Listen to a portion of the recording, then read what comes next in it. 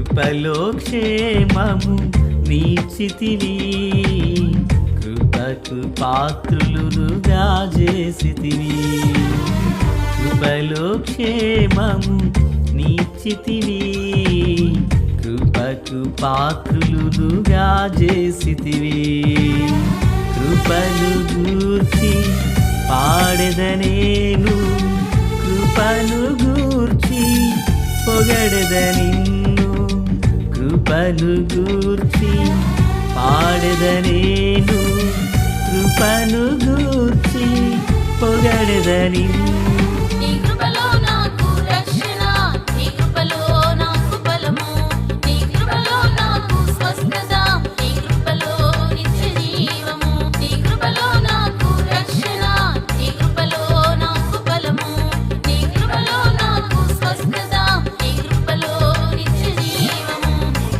కృపలో క్షేమము నీచితివి, కృపకు పాత్రులుగా చేసితివి. ప్రభు అయినటువంటి యేసుక్రీస్తు వారి పరిశుద్ధమైన నామంలో తండ్రి అయిన దేవాది దేవునికి నిత్యము స్తుతియు స్తోత్రములు, మహిమయు ఘనతయు ప్రభావములు యుగయుగములు ప్రభువునకే చెల్లునుగాక. ఆత్మీయులారా, బాగున్నారు కదా? దేవుని మహాకృపను బట్టి మరొక పర్యాయము మనం ఇలాగున కలిసి దేవుని దైవవాక్యమును ధ్యానం చేయుటకు మహాదేవుడు మనకు అనుగ్రహించిన ఈ మంచి తరుణాన్ని బట్టి మనం ప్రభువుని ఎంతగానో స్తుతించి బద్ధులమునై ఉన్నాము. దయగలిగిన ఆయన ఆత్మచేత సమభూమి గల దేశమున ప్రభు మనల్ని నడిపించునుగాక. ఆమేన్. నేటి దినాన ప్రియులారా, వాక్య ధ్యానం కొరకిన భాగం ద్వితీయోపదేశ కాండము 33వ అధ్యాయము 1వ వచనం. దైవజనుడైన మోషే మృతునందక మునుపు అతడు ఇశ్రాయేలీలను దీవించిన విధము ఇది. అతడిట్లా నేను యెహోవా సియోనులో నుండి వచ్చెను. ప్రార్థన. తండ్రి దేవా స్తోత్రాలు. చదవబడిన వాక్యము మీది. వినుచున్న వారందరూ మీ వారు, మీ దాసుడనైన నన్ను పూర్ణముగా మరుగు చేసి దైవస్వరమును వినిపింపచేయండి. మీరు ఆకడ కొరకు, రాజ్యం కొరకు సిద్ధం చేయండి. సియోనులో నుండి మీ కృపా కనికర హస్తం మా అందరికీ తోడయుండును గాక. మేలు చేత నడిపించమని యేసయ్య మహోన్నతమైన నామంలోనికి ప్రార్థించిన మనవులన్నీ పొందియున్నామని నమ్ముచున్నాము మా పరమ తండ్రి. ఆమేన్. ప్రియులారా, దైవజనుడైన మోషే గారు మృతిని పొందకముందు అతడు ఇశ్రాయేలీలను దీవించారని ఈ భాగంలో మనం చదివి ఉన్నాం. అంటే సాధారణంగా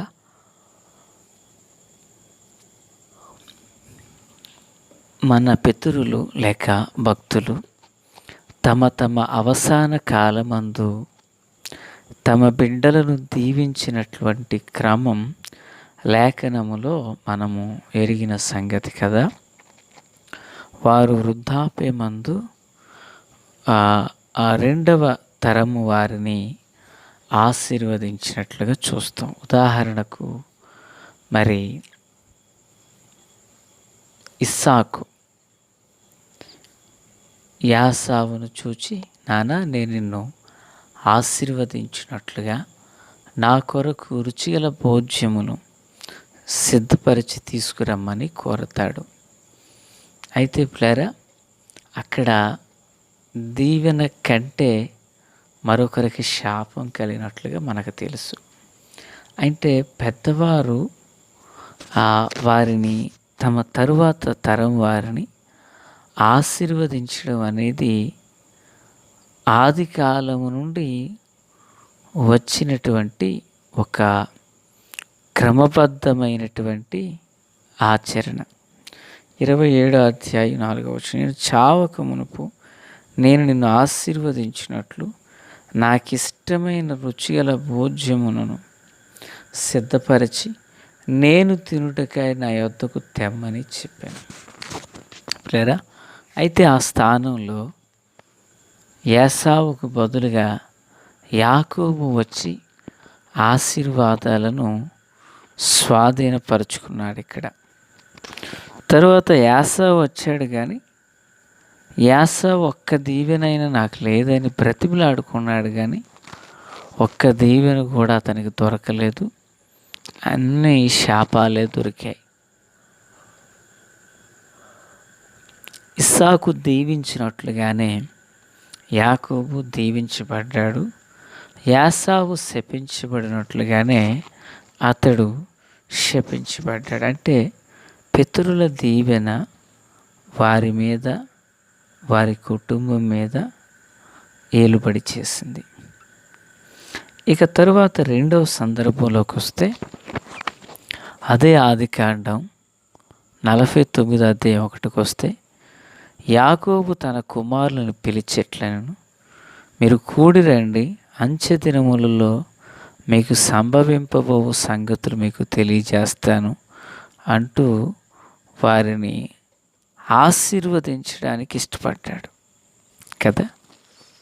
ఒక్కొక్కరిని 12 గోత్రాలను, 12 మంది కుమారులను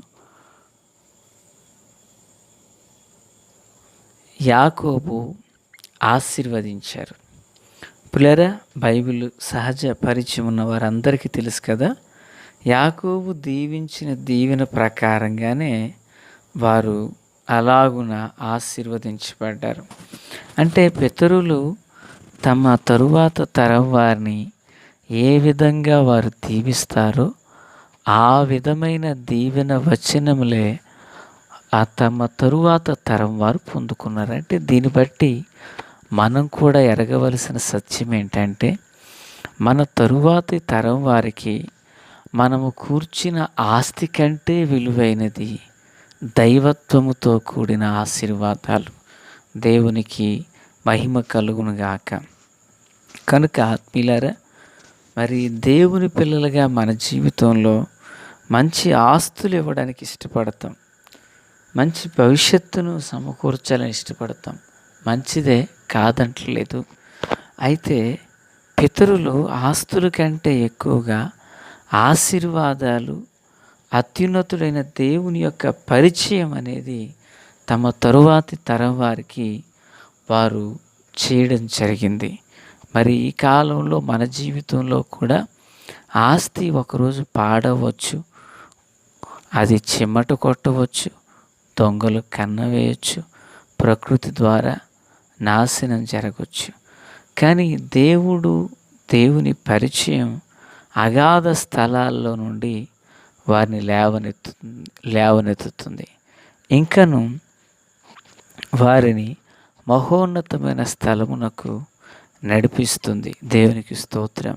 ఇంకను చూచినట్లయితే పిల్లరా, మరి లూకాసు వార్త 24:50 వచ్చినప్పుడు, మన ఆరాధ్య దైవమైనటువంటి ప్రభు అయినటువంటి యేసుక్రీస్తు వారు ఆయన బెతనియా వరకు వారిని తీసుకుని పోయి చేతులెత్తి వారిని ఆశీర్వదించెను అని చూస్తున్నాం. అంటే యేసుక్రీస్తు ప్రభుల వారు కూడా ఈ క్రమమును పాటించిన విధము మనము చూడవచ్చు. ఆయన పరమునకు కొనుపోబడు సమయం ఆసన్నమైనప్పుడు ఆయన తన వారిని ఆశీర్వదించారు. దేవునికి మహిమ కలుగునుగాక. పిల్లలు, ఇప్పుడు 3 మనం చూచాం. 1 ఇస్సాకు, 2 యాకోబు, 3 మన ప్రభు అయిన యేసుక్రీస్తు వారు.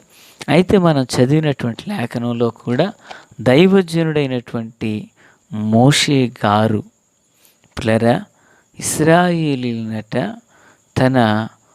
తాను ఇంకనూ మృతి పొందక మునుపు అతడు వారిని ఆశీర్వదించారు.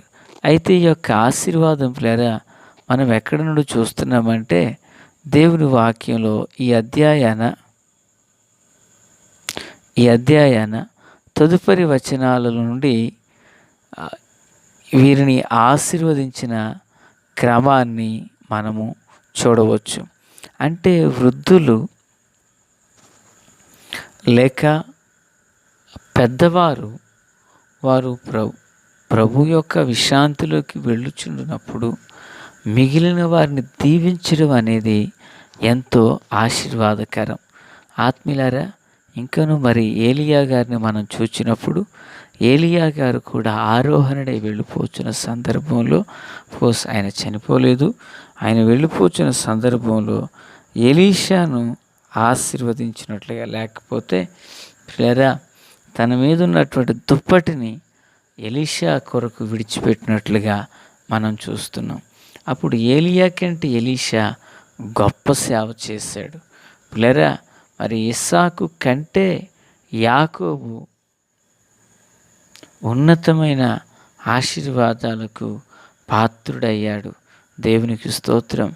ప్రభువైన యేసుక్రీస్తు వారు చెప్పినట్లుగా నా యందు విశ్వాసం ఉంచి వాడు నాకంటే గొప్ప కార్యాలు చేస్తారన్నట్లుగా మరి అపోస్తులు అలాగనే చేశారు. అంటే ఈ తరములో ఉన్న మన వెనుకటి తరం వారికి మనం ఆశీర్వాదకరంగా ఉండడము ఒక ఎత్తు అయితే, ఆశీర్వాదాలు ఇవ్వడం మరొక ఎత్తునైనది. కనుక ఆత్మీయులారా, మన తరువాత తరం వారికి మనం ఆస్తిని ఇవ్వకపోయినా పర్వాలేదు, ఆశీర్వాదకరంగా మనం మారి వారిని ఆశీర్వదించుదుము గాక. తండ్రి దేవా స్తోత్రం. వాక్యం అందరి హృదయాల్లో ఫలభరితం చేయండి. మీ మేలుతోనూ కృపతోనూ బలముతోనూ నింపండి. ఆశ్చర్యకరమైన మీ మహాకృప, కృప వెంబడి కృప అందరికీ తోడయుండునుగాక. మేలుతో నింపుమని యేసు నామమున అడిగి వేడుకొనుచున్నాము మా పరమ తండ్రి. ఆమెన్. Praise the lord.